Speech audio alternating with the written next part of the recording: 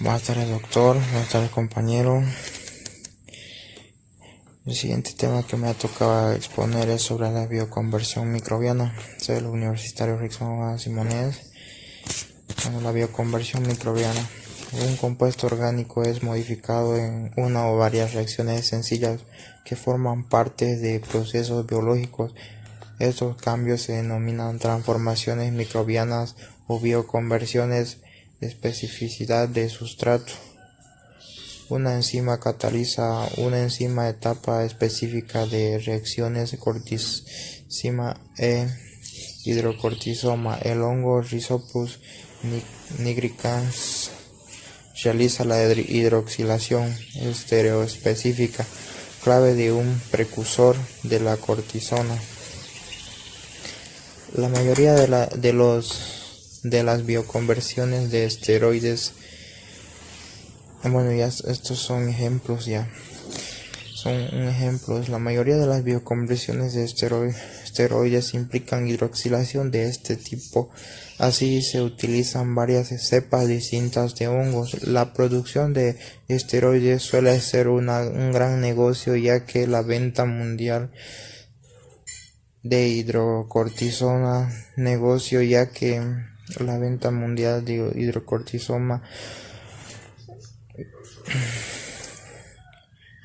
cortisona, prednisona y prednisolona supera 800 toneladas al año. Algunos esteroides regulan varios procesos metabólicos, también se usan como medicamentos. Los esteroides adrenocorticoides reducen la inflamación y por lo tanto son útiles en el tratamiento de las alergias y las artritis. Los esteroides en general pueden producirse químicamente, pero el proceso es caro y complicado. Ciertos pasos de la síntesis los hacen más eficientes, algunos en la MO. Producción de enzimas. La producción de enzimas para el uso industrial tuvo sus orígenes en Dinamarca y Japón a finales del siglo XIX.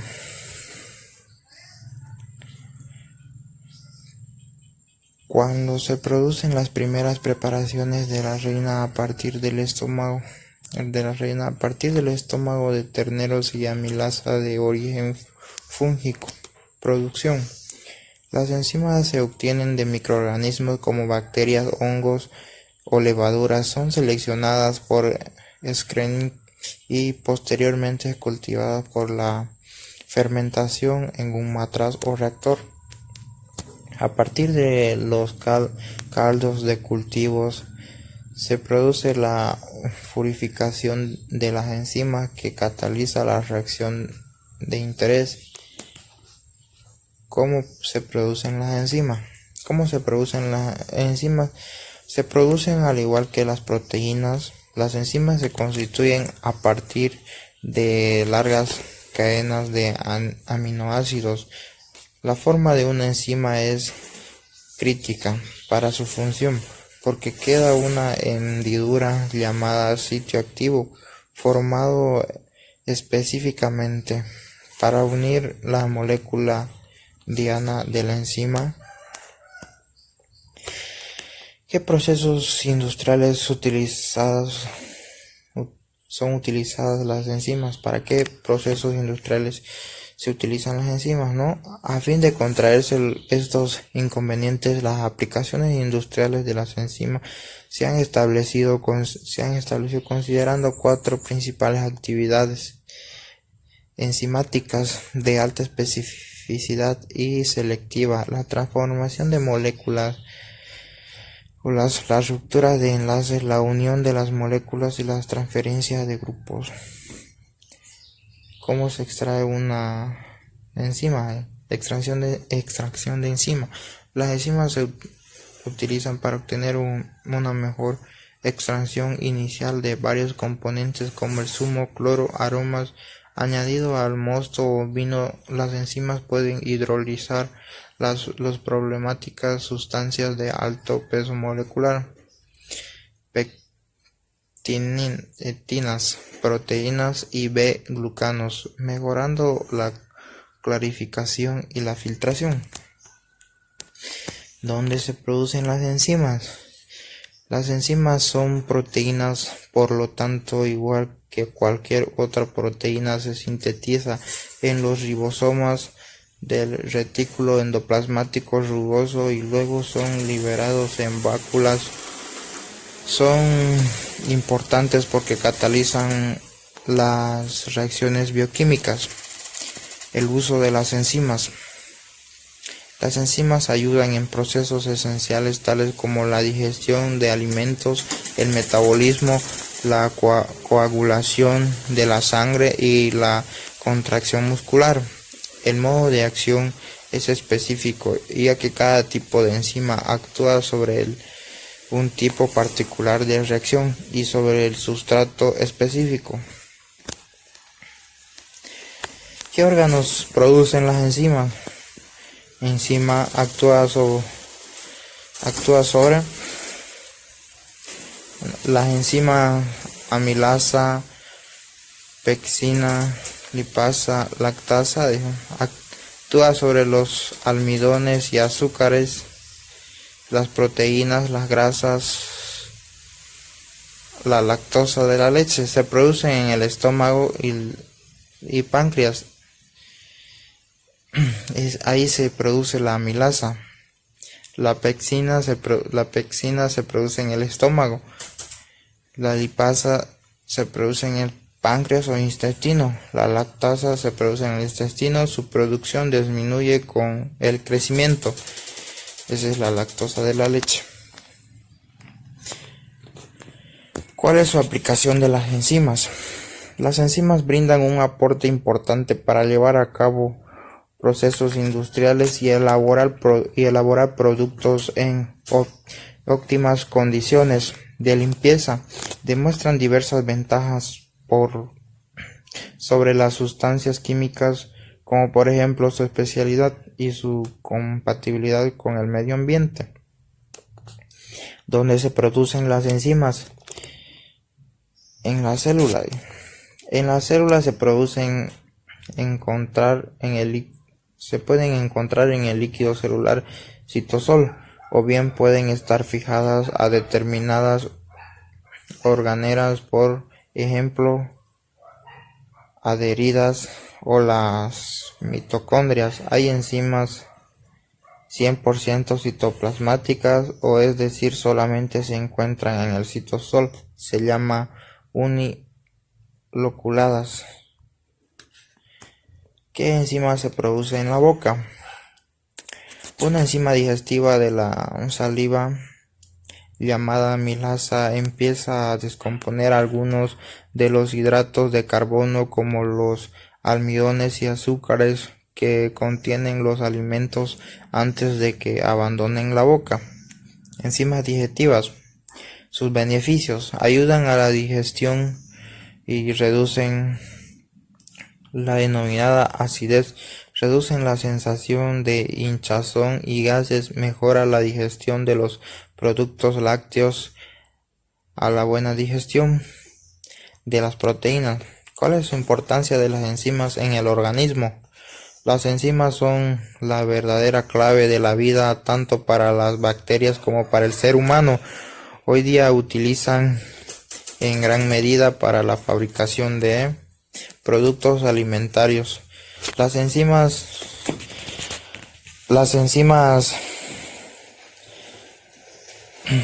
esas moléculas proteínicas que encontramos en los órganos vivos, son auténticos motivadores de reacciones bioquímicas. ¿Cómo saber si necesito enzimas digestivas? Los síntomas comunes son hinchazón en el vientre, reflujo, acidez, sensación de no digerir la comida, diarrea, estreñimiento, cansancio e incluso la depresión.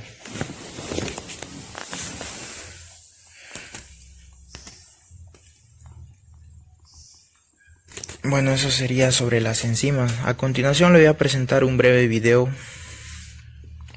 para aclarar un poco. En el presente video desarrollaremos el tema de las enzimas.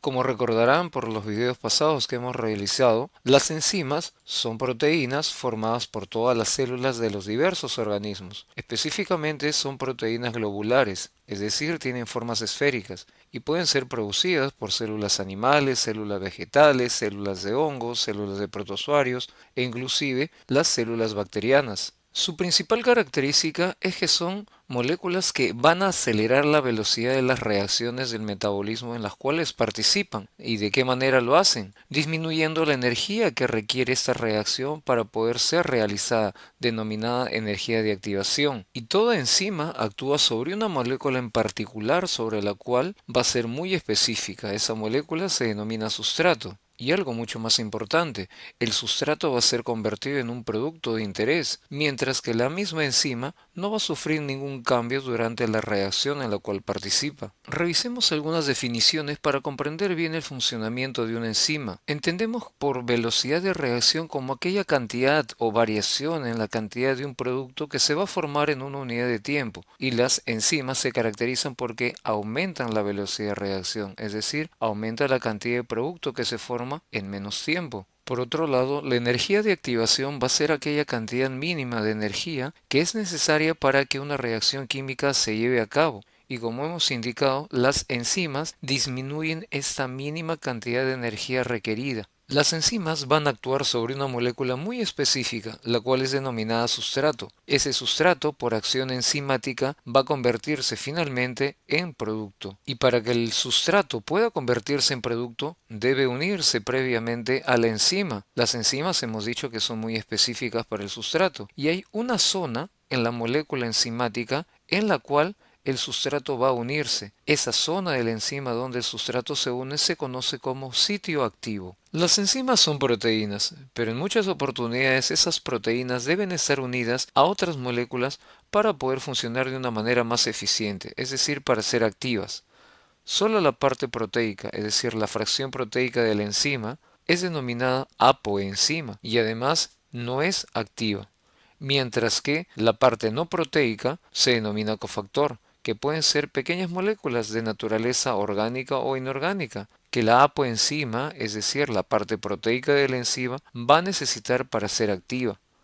Ese cofactor no está unido de una manera fuerte a la apoenzima, mientras que el grupo prostético es similar al cofactor, pero la diferencia con el anterior es que está muy unido a la apoenzima. Mientras que finalmente se va a denominar holoenzima a la enzima activa, y esa enzima activa va a estar formada por la apoenzima, es decir, la parte proteica de la enzima, y el cofactor o el grupo prostético, para que la enzima funcione de una manera más eficiente. Las enzimas se van a caracterizar, como hemos indicado, por disminuir la energía mínima que se requiere para que un sustrato se convierta en producto. Como vemos en ese esquema inferior, el sustrato va a necesitar una energía de activación adecuada para convertirse en producto. Esa energía de activación va a disminuir si agregamos la enzima específica para el sustrato que necesitamos trabajar. Y si se fijan aquí, en ese otro color, la cantidad de energía de activación va a disminuir drásticamente y el sustrato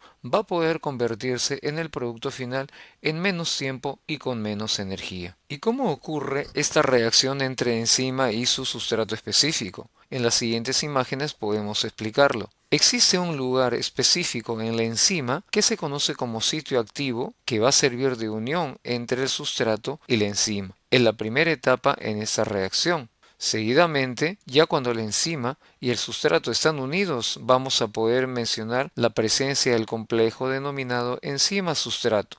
En el mismo sitio activo, el sustrato comienza a ser convertido en producto, formándose el complejo enzima-producto, hasta que finalmente, luego de que todo el sustrato ha sido convertido en el producto que buscamos, este producto final va a separarse del sitio activo de la enzima y como apreciamos, la enzima no sufre ningún cambio y puede reiniciar un nuevo proceso en el cual el sustrato se convierte en producto. La actividad catalítica de una enzima puede estar afectada por diversos factores, como por ejemplo la temperatura. El aumento de la temperatura ocasiona un aumento en la velocidad de las moléculas tanto de la enzima como de las moléculas de sustrato, y esto va en relación con el aumento de la posibilidad de que ocurran colisiones moleculares tanto entre la enzima como el sustrato, formándose mayor cantidad de complejo enzima-sustrato. Como apreciamos en ese esquema, entre 0 a 40-42 grados aproximadamente, la velocidad de reacción es proporcional a la temperatura, y las enzimas tienen una temperatura óptima para su trabajo. En humanos, esa temperatura óptima está alrededor de los 37-37,5 grados centígrados. Como vemos en ese esquema también, por encima de los 40-42 grados, la enzima se desnaturaliza debido a la alta vibración que va a ocasionar el rompimiento de los enlaces de hidrógeno en la molécula enzimática. Esto también va a ocasionar un cambio en la fórmula de la molécula, deformando el sitio activo e impidiendo que ocurran reacciones entre la enzima y el sustrato. Hay una temperatura a la cual la actividad enzimática es la mayor. A esta temperatura se le conoce como temperatura óptima. Otro factor importante que puede afectar la actividad enzimática es el pH. Los cambios de pH pueden afectar la unión entre sustrato y enzima. Pueden ocasionar la ruptura de diversos enlaces en la enzima. Esto a su vez va a tener como consecuencia un cambio en la forma de la enzima, es decir, del sitio activo, y finalmente la enzima se desnaturaliza. Los valores de pH óptimo van a depender de qué tipo de enzima estemos revisando.